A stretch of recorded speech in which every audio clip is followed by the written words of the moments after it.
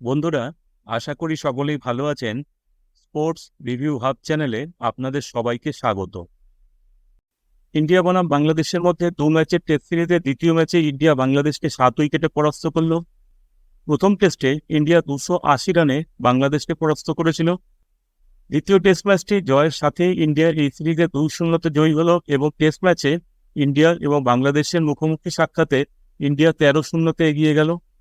এই টেস্ট ম্যাচটিতে মাত্র 1040 বল খেলা হলো এবং প্রায় আড়াই দিনেই ইন্ডিয়া এই টেস্ট ম্যাচটিতে জয়ী হলো। এই টেস্ট ম্যাচটিতে প্রথম দিনে যখন বাংলাদেশ 35 ওভারে 3 উইকেট হারিয়ে 105 রান করেছিল, তখন বৃষ্টির কারণে ম্যাচটি বন্ধ হয়ে যায়। প্রথমে বৃষ্টি এবং তারপরে বৃষ্টির কারণে আউটফিল্ড ভিজে থাকার দরুন শুধু প্রথম দিনের অবশিষ্ট সময় নয়, সম্পূর্ণ দ্বিতীয় এবং তৃতীয় দিনে এই ম্যাচে কোনো খেলা হয়নি। এরপরে চতুর্থ এবং পঞ্চম দিন, অর্থাৎ মাত্র 2 দিন খেলেই ইন্ডিয়া এই ম্যাচটিতে জয়ী হবে, তখন বোঝা যায়নি। চতুর্থ দিন ইন্ডিয়ার বোলাররা দুরন্ত বল করে প্রথম ইনিংসে বাংলাদেশকে 233 রানে অল আউট করে দেয়। বাংলাদেশের ব্যাটারদের মধ্যে মমিনুল হক দারুণ প্রতিরোধ করেন এবং 107 রানে অপরাজিত থাকেন। ইন্ডিয়ার বোলারদের মধ্যে জসপ্রীত বুমরা 3টি উইকেট নেন এবং রবিচন্দ্রন অশ্বিন এবং আকাশদীপ 2টি করে উইকেট নেন। এই ইনিংসে রবীন্দ্র জাদেজা 1টি উইকেট নেন এবং এই উইকেটটি নেওয়ার সাথেই টেস্ট ম্যাচে তার 300 উইকেট হয়ে গেল। প্রথম ইনিংসে বাংলাদেশ 74.2 ওভার ব্যাট করতে পেরেছিল এবং 74.2 ওভারে তারা 233 রানে অল আউট হয়ে যায়। এরপরে ব্যাট করতে এসে ইন্ডিয়া তাদের প্রথম ইনিংসে ব্যাট করল টি-20 স্টাইলে। প্রায় আড়াই দিন খেলা বন্ধ থাকার পরেও ইন্ডিয়া যে এই টেস্ট ম্যাচটি জিততে মরিয়া, সেটা তাদের ব্যাটিংয়ের অ্যাপ্রোচেই বোঝা যাচ্ছিল। অধিনায়ক রোহিত শর্মা এবং যশস্বী জয়সওয়াল চূড়ান্ত অ্যাগ্রেসিভ ব্যাটিং করছিলেন। এরপরে রোহিত শর্মা আউট হয়ে যাওয়ার পরেও যশস্বী জয়সওয়াল, শুভমান গিল এবং তারও পরে বিরাট কোহলি এবং কে.এল. রাহুল একই রকম আক্রমণাত্মক ব্যাটিং করলেন।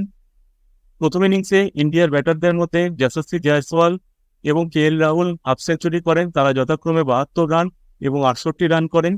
এই ইনিংসে বিরাট কোহলিও দারুণ খেলেন, তিনি 47 রান করেন। এই ইনিংসে ইন্ডিয়া টেস্ট ম্যাচের ইতিহাসে দ্রুততম 50, 100, 150, 200 এবং 250 রান করেছিল। শেষ অবধি এই ইনিংসে ইন্ডিয়ার রান যখন 34.4 ওভারে 9 উইকেটে 285, তখন ইন্ডিয়া ডিক্লেয়ার করে। প্রথম ইনিংস শেষে ইন্ডিয়া বাংলাদেশের থেকে 52 রানে এগিয়েছিল।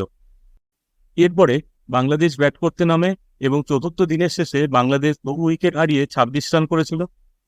পঞ্চম দিনের শুরু থেকেই ইন্ডিয়ার বোলাররা উইকেট নেওয়ার জন্য মরিয়া হয়ে উঠেছিল। বাংলাদেশ একমাত্র চতুর্থ উইকেটে 55 রানের একটি পার্টনারশিপ করে প্রতিরোধ করে উঠতে পেরেছিল, কিন্তু এর বাইরে বাংলাদেশের কোনো পার্টনারশিপই বেশিক্ষণ স্থায়ী হয়নি। এই ইনিংসে বাংলাদেশের ব্যাটারদের মধ্যে সাদমান ইসলাম 50 রান করেন। দ্বিতীয় ইনিংসে ইন্ডিয়ার বোলারদের মধ্যে জসপ্রীত বুমরা, রবিচন্দ্রন অশ্বিন এবং রবীন্দ্র জাদেজা 3টি করে উইকেট নেন এবং আকাশদীপ 1টি উইকেট নেন। বাংলাদেশ দ্বিতীয় ইনিংসে মাত্র 47 ওভারে 146 রানে অল আউট হয়ে যায়। তৃতীয় ইনিংসে ইন্ডিয়ার জয়ের জন্য প্রয়োজনীয় ছিল 95 রানের। ইন্ডিয়া দ্রুত এই ম্যাচটি শেষ করতে চেয়েছিল। এই ইনিংসেও প্রথম ইনিংসের মতোই আক্রমণাত্মক ব্যাটিং করলেন যশস্বী জয়সওয়াল, তিনি করলেন 51 রান। এই ইনিংসে বিরাট কোহলি করেন অপরাজিত 29 রান। শেষ অবধি ইন্ডিয়া এই ইনিংসে মাত্র 17.2 ওভারে 98 রান করে এই ম্যাচটিতে জয়ী হয়। 2 ইনিংসে তুরন্ত ব্যাটিং করার জন্য যশস্বী জয়সওয়াল এই ম্যাচের প্লেয়ার অব দ্য ম্যাচ নির্বাচিত হন এবং সিরিজ জুড়ে ব্যাটে বলে দুরন্ত পারফরমেন্সের জন্য প্লেয়ার অব দ্য সিরিজ নির্বাচিত হন রবিচন্দ্রন অশ্বিন। আশা করি আজকের ভিডিওটি আপনাদের ভালো লেগেছে। ভিডিওটি শেষ অবধি দেখার জন্য আপনাদের সবাইকে আন্তরিক ধন্যবাদ।